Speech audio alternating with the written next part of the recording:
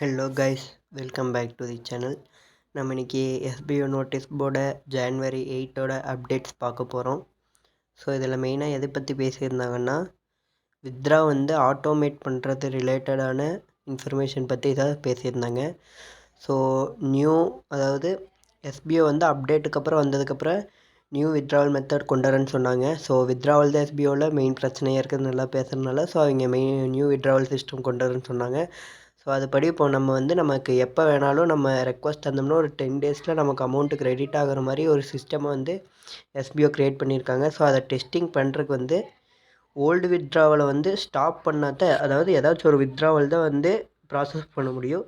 So old withdrawal stop பண்ணிட்டு ஒரு 7 to 10 days new withdrawal ஒரு ஒரு ட்ரையல் ரன்னாட்ட பேங்க் போய் ட்ரை பண்ணி பாருங்கள். அதுக்கப்புறம் அதில் ஏதாவது பிரச்சனை வந்துச்சுன்னா அதை நம்ம போய் சேஞ்ச் பண்ணிக்கலாம் அப்படின்னு சொன்னாங்க. ஸோ அதை எக்ஸிக்யூட் பண்ணலான்னு பார்த்தாங்க. ஸோ இந்த அப்டேட் ஜான்வரி 7 சொல்லியிருந்தாங்க.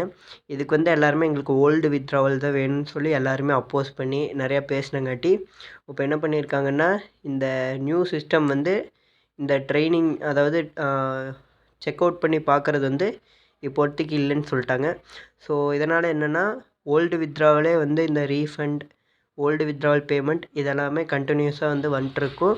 ஸோ இப்போ நம்ம நியூ வித்ட்ராவல் போகிறப்ப, நியூ வித்ட்ராவல் அப்போ போடுறப்ப ஏதாவது மிஸ்டேக் வந்துச்சுன்னா நமக்கு தான் டிலே ஆக போகுது. ஸோ இதனால் நம்ம தான் பாதிக்கப்படுறேன்னு சொல்லி சங்கர் சார் சொல்லியிருந்தார். ஸோ இதில் இருந்த ஜான்வரி 8 அப்டேட்ஸ். Thank you guys.